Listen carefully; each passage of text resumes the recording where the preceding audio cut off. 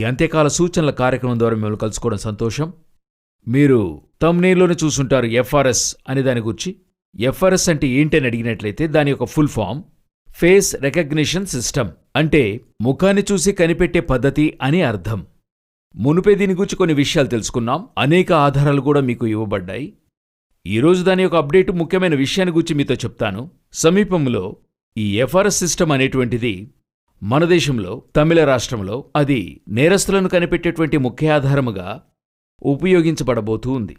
ముందుగానే ఆ నేరస్తుల యొక్క ఫోటోలన్నీ కూడా crime and criminal tracking network అని చెప్తారు, సిసిటిఎన్ అని చెప్తారు. అందులో దీనిని గూర్చిన వివరాలన్నీ ఉంటాయి, నేరస్తుల సమాచారం ఉంటుంది. ఇప్పుడు ఈ సిసిటిఎన్తో పాటు ఏం చేస్తారంటే ఈ ఎఫ్ఆర్ఎస్ సిస్టమ్ కూడా మిళితం చేస్తారు. అంటే ఏంటి అని మీరు అడిగినట్లయితే, ఈ నేరస్తులందరి యొక్క అన్ని ఫొటోస్, దాదాపు ఒక 5,30,000 ఫోటోలు ఉన్నాయి. అందరు నేరస్తుల ఫోటోలు అన్నిటినీ తెచ్చి ఈ ఎఫ్ఆర్ఎస్ సిస్టంలో వేస్తే ఈ ఫేస్ రికగ్నిషన్ సిస్టమ్ని పెట్టుకుని ఆ తర్వాత బహుసులువుగా ఈ నేరస్తులను కనిపెట్టగలం. ఈ పరికరము అన్నీ ఆ పోలీస్ వాళ్ళ దగ్గర ఉంటుంది, వారి మొబైల్స్లో ఉంటుంది. అలా ప్రతి ఒక్కరి దగ్గర డేటాస్ ఉంటాయి. సో వారొక దగ్గర నుంచున్నప్పుడు ఈ ఎఫ్ఆర్ఎస్ సిస్టమ్, ఉదాహరణగా దీని ఫ్యూచర్ ఎలాగుంటుందో నేను చెప్తాను. మీ యొక్క ఫోటోను తీసుకుని ఈ యొక్క ఎఫ్ఆర్ఎస్ సిస్టంలో కంపేర్ చేస్తే వితిన్ సెకండ్స్లో మీ యొక్క ఫేసు ఆ సిస్టంలో ఉన్నటువంటి ఫేస్తో కలిసిపోతుంది. కలవడం అంటే ఆ సిస్టంలో మీ ఫేస్ ఉండి ఆ 5 లక్షల్లో రౌడీలలో మీ ఫోటో ఉన్నట్టయితే వెంటనే అది పట్టిస్తుంది, ఇతడు ఇటువంటి నేరస్తుడని పట్టిస్తుంది. ఇది ఒక రకం. దీంతో మన ఫ్యూచర్ ఏమవుతుంది అదే ముఖ్యం. ఇప్పుడు అది ఎంతో శ్రేష్టమైన మెథడ్. కానీ దీనికి ముందు షాంఘై లేకపోతే చైనాలో ఇది మిక్కిలి ముఖ్యంగా ఉపయోగించి నేరస్తులను 20 నిమిషాల్లో కనిపెట్టేస్తారు. వారు ఎటువంటి నేరస్తులైనా వారిని 20 నిమిషాలు కనిపెట్టేస్తారు. కొందరినైతే కొన్ని సెకండ్లలో కనిపెట్టేస్తారు. ఎలా కనిపెడుతున్నారు అని చెప్పి మీరు అడిగినట్లయితే, ఈ ఎఫ్ఆర్ఎస్ సిస్టంతో ఫ్యూచర్లో ఏం చేస్తారంటే సీసీటీవీ అని మనం చెప్తాం, మనము క్లోజ్ సర్క్యూట్ టీవీ అని చెప్తాము. ఇదే మనం అన్ని చోట్ల చూస్తే కెమెరాలు ఉన్నాయి. దీన్ని పెట్టుకునే మీరు కొంచెం గీత దాటి కారు నిలిపినా వెంటనే కనిపెట్టేస్తారు. వెంటనే ఆ కారు ఓనర్ యొక్క ఆ నెంబర్ పెట్టుకుని ఆ కారు నెంబర్తో కారు ఓనర్ యొక్క పేరు నుండి అడ్రస్ వరకు తీసుకుని మీ ఈమెయిల్ ఐడికో లేకుంటే మీ ఇంటికో ఆ ఫైన్ డీటెయిల్స్ పంపిస్తారు. ఇవన్నీ విదేశాల్లో ముందుగానే ఉన్నాయి. ఇప్పుడు మన దేశంలో కూడా ఇది ఇంప్లిమెంట్ చేయబడింది. సో ఇప్పుడు ఈ కార్లకు వాహనాలకు ఉన్నట్టుగా మనుషులకి వచ్చేసింది. ఇప్పుడు ఫేస్ రికగ్నిషన్ సిస్టమ్ ఆ సీసీటీవీలో ఇప్పుడు టోల్ గేట్ ని క్రాస్ చేస్తున్నారు. అక్కడ ఉన్నటువంటి మీ వాహనం చుట్టూతో మాత్రమే ఫోటో తీయదు, ముందు కూర్చున్న వారి ఫోటో కూడా తీస్తుంది.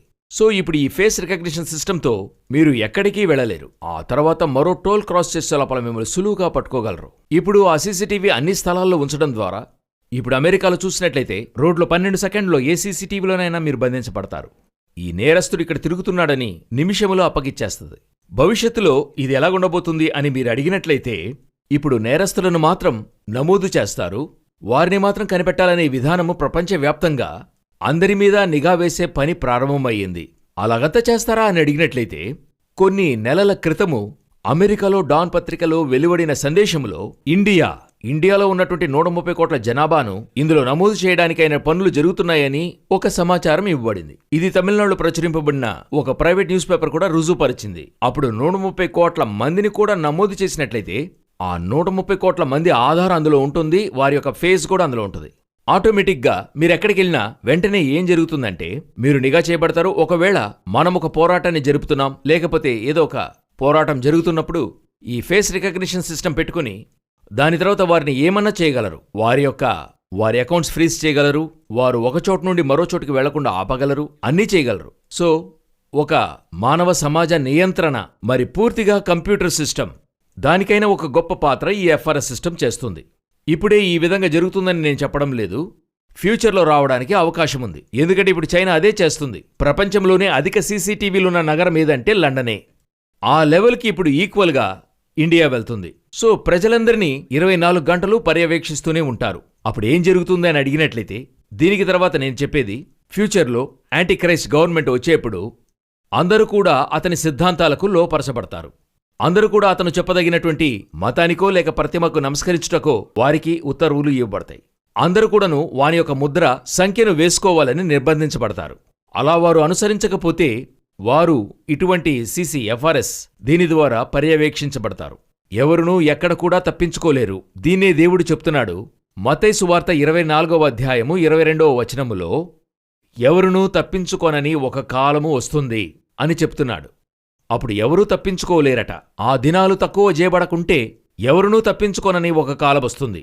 Each and everybody under control. ఇప్పుడు యోచించి చూడండి, దాదాపు 2000 సంవత్సరాలకు ముందు ఎటువంటి సాంకేతిక అభివృద్ధి లేనిటువంటి కాలంలో మనము ఇటువంటిదైన ఒక ఊహకందని జ్ఞానమును గూర్చి యేసు ఆ కాలంలో చెప్తున్నాడు. ఎవరునూ తప్పించుకోనని ఒక కాలమొస్తుంది.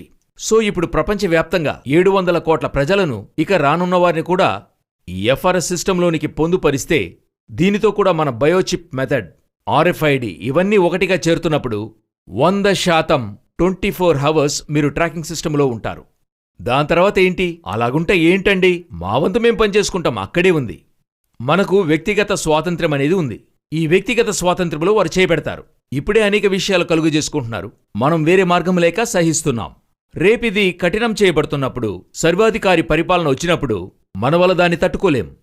అప్పుడు మనము దాన్ని ఎదుర్కొనే ఎటువంటి స్తోమత లేకుండా ఉంటాం. ఇప్పుడు దాన్ని పట్టించుకోవడం లేదు. ఒకరోజు ఈ టెక్నాలజీ మొత్తం మనకు విరోధంగా ఉంటది. ఇవన్నీ ఎప్పుడు జరుగుతాయని యేసు చెప్పారంటే, చివరి కాలములో ఆయన రాకడకు ముందుగా. ఇప్పుడు అవన్నీ జరగడం ప్రారంభించాయి. యేసు రాబోతున్నాడన్నది నగ్న సత్యమై ఉన్నది. అనేక వీడియోల్లో ఆధారపూర్వకంగా చెప్తున్నాం. ఇవన్నీ కూడా మనకు అవే చూపిస్తున్నాయి, ఏదో కొంతగా. అయితే ఆ విషయమేంటి?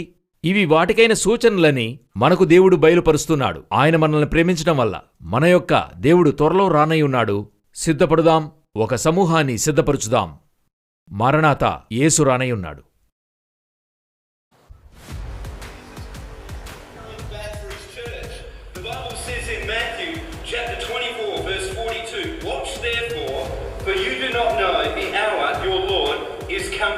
I want you to know, church, that Jesus Christ could come this month, or he might come next week, or he could even come